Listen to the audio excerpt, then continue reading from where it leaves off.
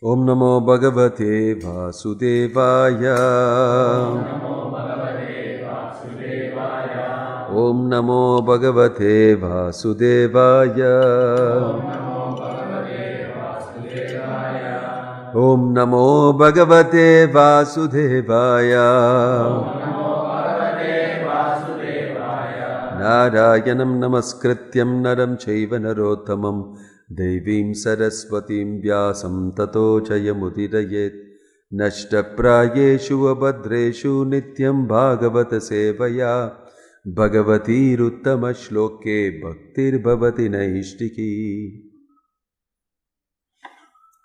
Reading from Srimad Bhagavatam, Canto 1, Chapter 12, Text 23.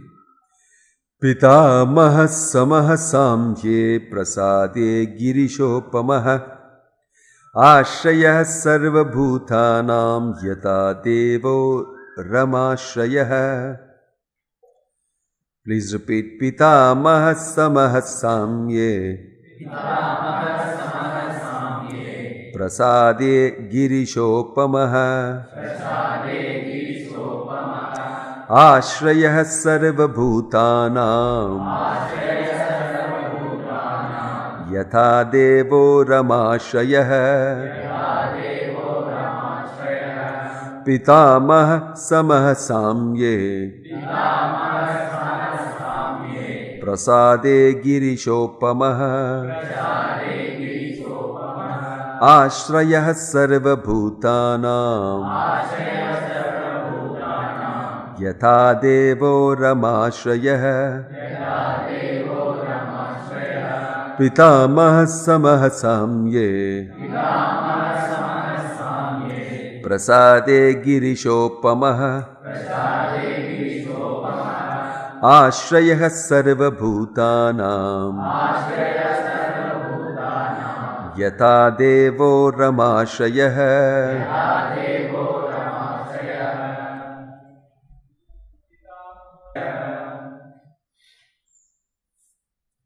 Pitamaha, the grandfather or Brahma.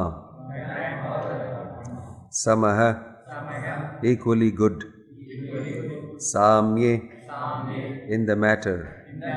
Prasade, in charity or in munificence. Girisha, Lord Shiva. Upamaha, comparison of equilibrium. Ashrayah, resort. Sarva, all. Bhutanam, of the living beings. Yatha, as. Devaha, the Supreme Lord.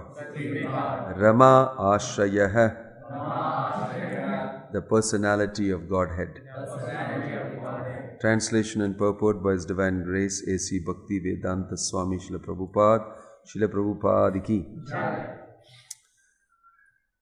Translation: this child will be like his grandfather Yudhishthira or Brahma in equanimity of mind. He will be munificent like the Lord of the Kailasha hill, Shiva. And he will be the resort of everyone like the Supreme Personality of Godhead, Narayana, who is even the shelter of the Goddess of Fortune. Purport: mental equanimity refers both to Maharaja Yudhishthira and to Brahma, the grandfather of all living beings. According to Sridhara Swami, the grandfather referred to is Brahma, but according to Vishwanatha Chakravarti, the grandfather is Maharaja Yudhishthira himself. But in both cases, the comparison is equally good because both of them are recognized representatives of the Supreme Lord, and thus both of them have to maintain mental equanimity, being engaged in welfare work for the living being. Any responsible executive agent at the top of administration has to tolerate different types of onslaughts from the very persons for whom he works. Brahmaji was criticized even by the gopis, the highest perfectional devotees of the Lord. The gopis were dissatisfied with the work of Brahmaji because Lord Brahma as creator of this particular universe, created eyelids which obstructed their seeing Lord Krishna. They could not tolerate a moment's blinking of the eyes, for it kept them from seeing their beloved Lord Krishna. So what to speak of others who are naturally very critical of every action of a responsible man? Similarly, Maharaj Yudhishthira had to cross over many difficult situations created by his enemies, and he proved to be the most perfect maintainer of mental equanimity in all circumstances. Therefore, the example of both grandfathers for maintaining equanimity of mind is quite fitting. Lord Shiva is a celebrated demigod who awards gifts to beggars. His name is therefore Ashutosha, or one who is pleased very easily. He is also called Bhutanatha, or the Lord of the common folk, who are mainly attached to him because of his munificent gifts, even without consideration of the after effects. Ravana was very attached to Lord Shiva, and by easily pleasing him, Ravana became so powerful that he wanted to challenge the authority of Lord Rama. Of course, Ravana was never helped by Lord Shiva when he fought with Rama, the Supreme Personality of Godhead and the Lord of Lord Shiva. To Vrikasura, Lord Shiva awarded a benediction which was not only awkward but also disturbing. Vrikasura became empowered by the grace of Lord Shiva to vanish anyone's head simply by touching it. Although this was awarded by Lord Shiva, the cunning fellow wanted to make an experiment of the power of touching the head of Lord Shiva. Thus the Lord had to take shelter of Vishnu to save himself from trouble, and the Lord Vishnu, by his illusory potency, asked Vrikasura to make an experiment with his own head. The fellow did it and was finished himself, and so the world was saved from all sorts of trouble by such a cunning beggar of the demigods. The excellent point is that Lord Shiva never denies anyone any sort of gift. He is therefore the most generous, although sometimes some kind of a mistake is made. Rama means the goddess of fortune, and her shelter is Lord Vishnu. Lord Vishnu is the maintainer of all living beings. There are innumerable living beings, not only on the surface of this planet, but also in all other hundreds of thousands of planets. All of them are provided with all necessities of life for the progressive march towards the end of self-realization. But on the path of sense gratification, they are put into difficulty by the agency of Maya, the illusory energy, and so travel the path of a false plan of economic development. Such economic development is never successful because it is illusory. These men are always after the mercy of the illusory goddess of fortune, but they do not know that the goddess of fortune can live only under the protection of Vishnu. Without Vishnu, the goddess of fortune is an illusion. We should therefore seek the protection of Vishnu instead of directly seeking the protection of the goddess of fortune. Only Vishnu and the devotees of Vishnu can give protection to all, and because Maharaj Parikshit was himself protected by Vishnu, it was quite possible for him to give complete protection to all who wanted to live under his rule. Om Tat Sat. Om Jnanatimirandasya Jnananjana Shalakaya Chakshurunmalitam Yena Tasmai Shri Gurave Namaha. Namo Om Vishnu Padaya Krishna Prishtaya Bhutale Srimate Bhakti Vedanta Swaminathanamane Namaste Saraswate Deve Kauravani Pracharini Nirvisesha Shunyavadi Paschata Deshatarani. Jaya Sri Krishna Chaitanya Prabhu Nityananda Shri Advaita Gadadhara Shivasadi Gaura Bhakta Vrinda. Hare Krishna Krishna Krishna Hare Hare, Hare Rama Rama Rama Hare Hare. Om Vishnu Padaya Krishna Prishtaya Bhutale Srimate Jayapataka Swaminathanamane Namo Acharya Padaya Nitaya Gopalaya. We are continuing our reading about the greatness of Parikshit Maharaj and how he is predicted to have these amazing, wonderful qualities. So here it is mentioned, his equanimity of mind will be like Yudhishthira or Brahma, and he will be generous like Lord Shiva, and he will give shelter to everybody like Narayana. Narayana is the shelter of the goddess of fortune, also it's mentioned. So this is equanimity of mind, a quality that is not being disturbed by things that happen to you. There are many things that are irritating, aggravating, against your desire, against the law, against proper principles, against culture. These things that happen, especially if your subordinates do those things, you can get very disturbed. Equanimity of mind means not being disturbed even under these type of circumstances. That is what is called a dhira. Dhira means not disturbed. Dhiras tatrana muhyati. In the Bhagavad Gita we can see, even dying, changing bodies does not disturb a person who has got equanimity of mind. Sober person. And why is he sober? Not because he has no emotions, no feelings. That's why. No. Because he is situated on a spiritual plane and he is very tolerant towards things that happen to him. And he has the understanding that inevitably in the material world these things will happen. Material world is a place which is meant to irritate you constantly. Irritate your senses, your mind, challenge your intelligence, and generally make it very difficult for you. Material world is not a place to be peaceful. So to practice equanimity of mind there is a necessary thing, so that you can practice your meditation on the Supreme Lord, so that you can serve the Supreme Lord.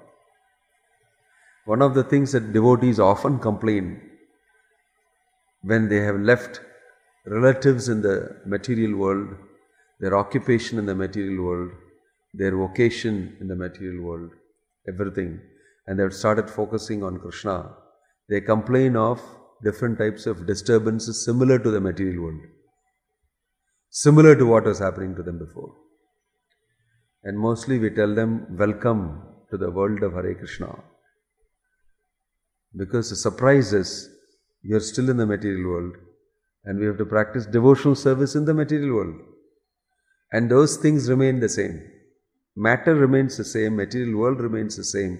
The only great thing is that instead of you being materially engaged, you are being engaged in the service of the Lord. So the same agents will continue to trouble you. That is one interesting bad news that you should know. Right? And you should get prepared for it. Because the important thing is we want to perform devotional service to the Lord. Even those who perform devotional service will be similarly disturbed, if not more. They'll be disturbed more. So equanimity of mind, when you perform devotional service to the Lord, is also important. It is not that the Lord said you take up devotional service, along with that package comes no problem. No problem package I'll give you. That for devotional service you'll have no problems. It will not rain like this, bad weather in the morning. It will not irritate you in any way, make you feel cold, or you didn't bring a raincoat, or it's too much of a sun on your head, or all of a sudden there is no water when you turn on the tap. You have already, done all your ablutions, everything, and then you turn on the tap, one vague sound comes, like that. No water comes from the tap at the peak point. And all sorts of irritating things happen.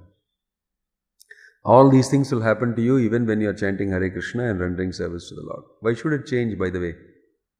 Why should it change? You are so great that all these things should change, should not happen to me because I am serving Krishna.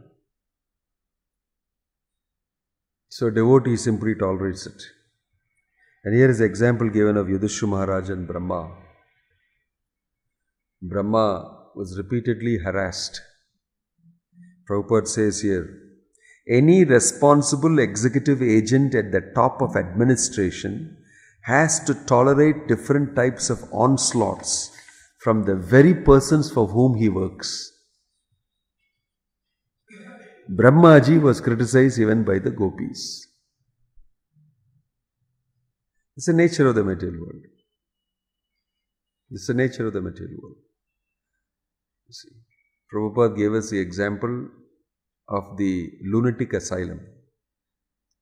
The lunatic asylum, the doctor wants to do good to the mad fellow who's inside, all the mad fellows inside. So he wants to give them their injection. When he is going to give the injection, that patient will attack him and fight him. I am not mad. Who said? And he will attack him. And that person knows you are mad. I mean, I don't take anything you do seriously because you are out of your head.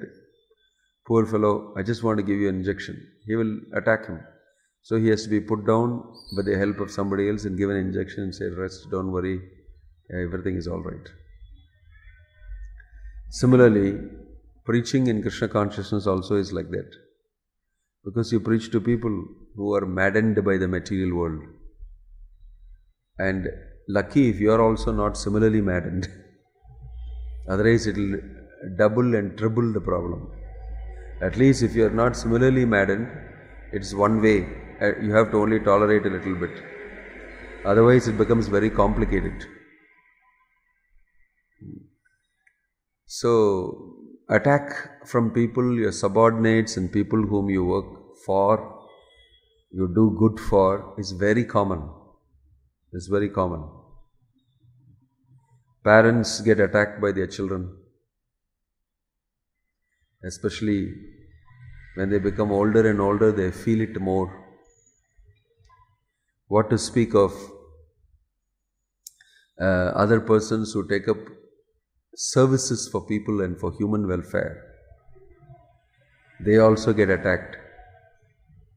It's mentioned here, Brahma was criticized by the gopis who are the best of devotees.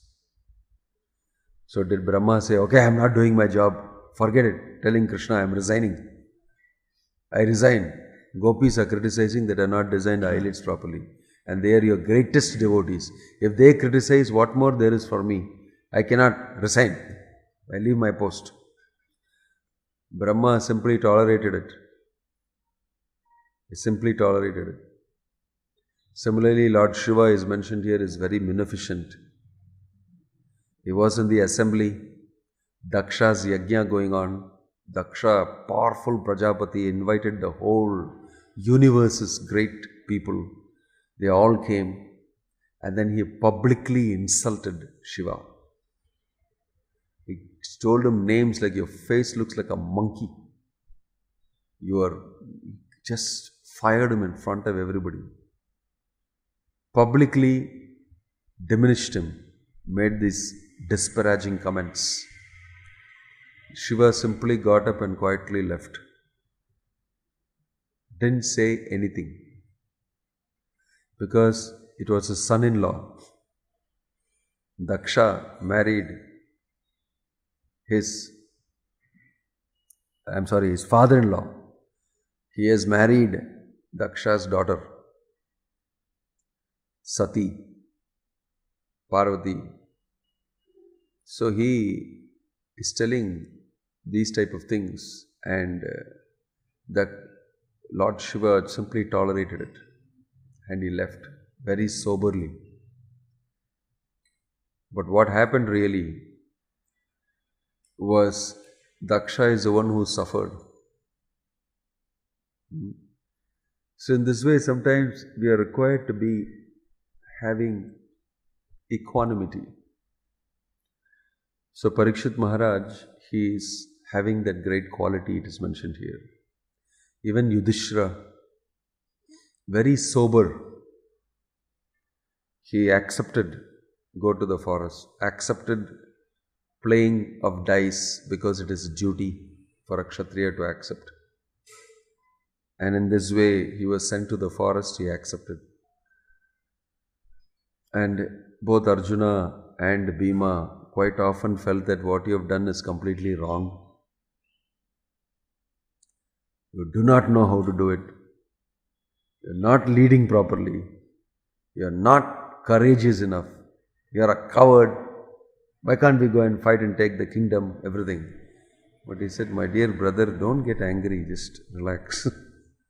He heard his brothers' all so-called claims and so-called proposals very, very patiently tolerated. And he led them very nicely to victory, following the path of Dharma.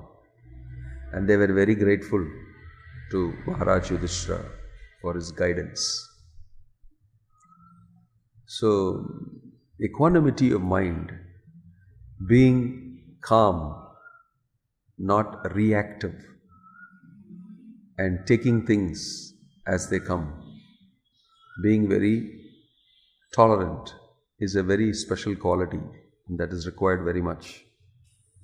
In the modern age, it's very difficult with all the so-called influences that people have, especially Kali's influence and the modes and the very low threshold level of everybody. It's very difficult for people not to get irritated or not to get angry, and it's a great test. Maharaj Parikshit, he tolerated many things like that and continued to give guidance. He was able to tolerate and give guidance and give shelter to everybody. The fact is mentioned here that he is the resort of everyone, like the Supreme Godhead Narayana himself. And that Parikshit very nicely showed by giving shelter to Kali. When Kali himself was seen breaking the legs of the Dharma, he was approached by Parikshit Maharaj and challenged, "Who are you? I'll finish you. Where do you come from? How dare you do this in my kingdom?" Then Kali revealed himself, who he is. And he said that, "I am under you, your shelter. I am in your kingdom, so you must give me shelter. It's your duty." So, very crooked. How Kali works is to get the authority to give shelter by claiming that you must protect me. I am your citizen. So, Maharaj Parikshit also said, "Okay, and I'll give you shelter in the right places." He was also very smart in taking up that proposal. He took the proposal up and he gave him shelter. You stay in brothels, in bars, in all these type of places. Wherever your type of activity is going on, there you can stay. He also gave a fitting reply and gave him shelter. He knew how to deal with that situation properly. He didn't give him shelter in his kingdom because all his citizens will get under the influence of Kali. So he kept him under control. This is the only place where you can be. This is the only place where you can be. Wherever people are not following these things, have weakness for these things, you can catch hold of them. So he gave shelter, but very intelligently. He gave shelter. In this way, Parikshit Maharaj, a place of shelter and munificent. When you speak of shelter, you can't but speak of Bhakti Vedanta Swami Prabhupada. How he afforded shelter to so many people who were least qualified. That is the meaning of mercy. Mercy means when you see somebody is nonsense, completely off, his character is very low, he has no chance of anything, then he attacks you, he speaks ill of you, then you extend yourself to him and say you chant Hare Krishna. You make him do that and gradually he becomes a devotee. And then he comes to know what has happened to me and because of whom. So Prabhupada, you see, if you read his history, you will see that he was subjected to all sorts of horrible things, challenges. And the people whom he was preaching to also did not understand what he is preaching so much and who he is, how great a personality he is. And Prabhupada never say to them, you don't know who I am, how great I am. You don't know how to deal with me. He didn't say that. He just continued to serve. He continued to tolerate and serve. And Krishna arranged that they will understand who Prabhupada is.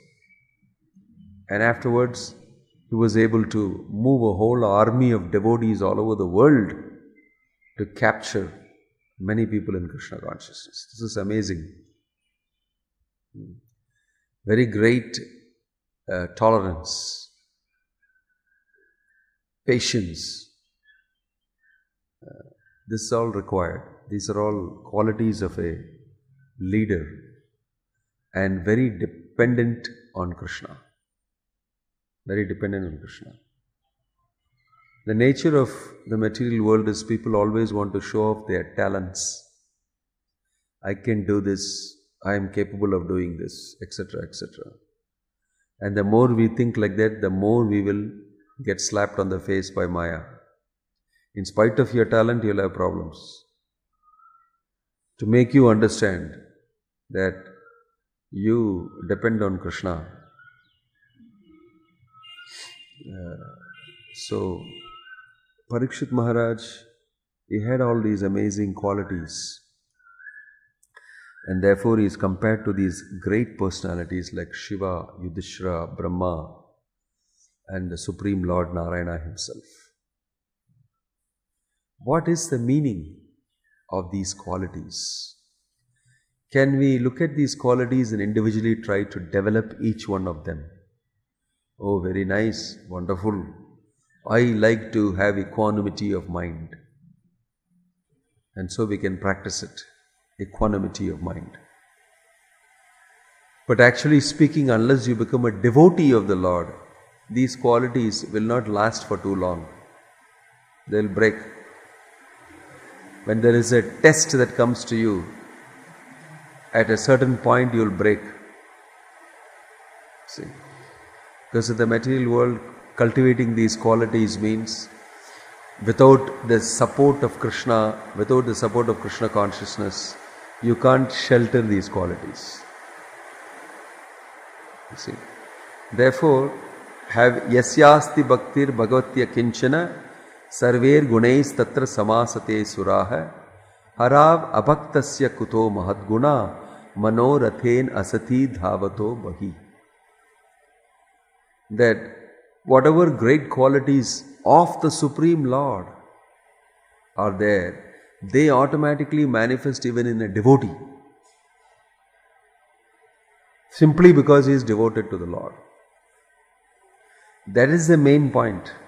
The point is not that all these qualities are great separately without Krishna.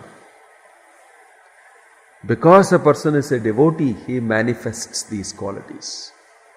These qualities are secondary to him being a devotee. Being a lover of Krishna will automatically bring about these qualities in you. Because some of them, if you see the qualities, they are qualities which even you may find some people in the material world having. It's not very great. But it becomes great. You are a devotee and you manifest these qualities, and because of that Krishna gives you a position from where you can render devotional service in a big way, in a bigger way. That's the interesting point. So therefore, the more we are attached to Krishna, the more we are attached to holy name, the more we are attached to his devotional service, the more you'll be in a position to do service responsibly. This is the moot point. We get responsibility to do seva. It is entrusted to us. That's the point here about Maharaj Parikshit. He is a king of the whole world, emperor of the whole world. His position carries a lot of responsibility. And if he does not have equanimity of mind, it is very difficult for him to manage himself and others. So because he is a devotee, he is able to execute that service, and that quality manifests in him. Yasya asti bhaktir bhagavatya kinchana sarver gunays tatra samasate sura. And also this does not mean automatically the quality came. He is tuned himself by austerity, penance in the form of devotional service, and gradually acquires these qualities. So, Krishna consciousness automatically gives us these qualities, and that's what we should aspire for. It's not that I will be rendering devotional service, I am transcendental, I chant my japa, and if you ask about these qualities, I can say that I am transcendental to them. I am a devotee. But very much a devotee will be ethical, moral. He will have these qualities, honesty, public behavior properly. All these things he will have. And it will be easy for him to have all these things and use all these things because he is a devotee. Because he is surrendered to Krishna. Humility, compassion, all these things manifest gradually. That we must understand. It's a very interesting topic to hear about the qualities of great devotees. How in devotees all these qualities manifest. And they remain very humble in their service to Krishna. Not being proud is very important. Pride, because you are able to do some seva, can kill your attitude. And Krishna doesn't like his devotees to become proud. Maharaj Parikshit was very humble in spite of being highly qualified with many of these qualities. And he was executing devotional service at a high realm, great responsibility. Om Tat Sat Srila Prabhupada Ki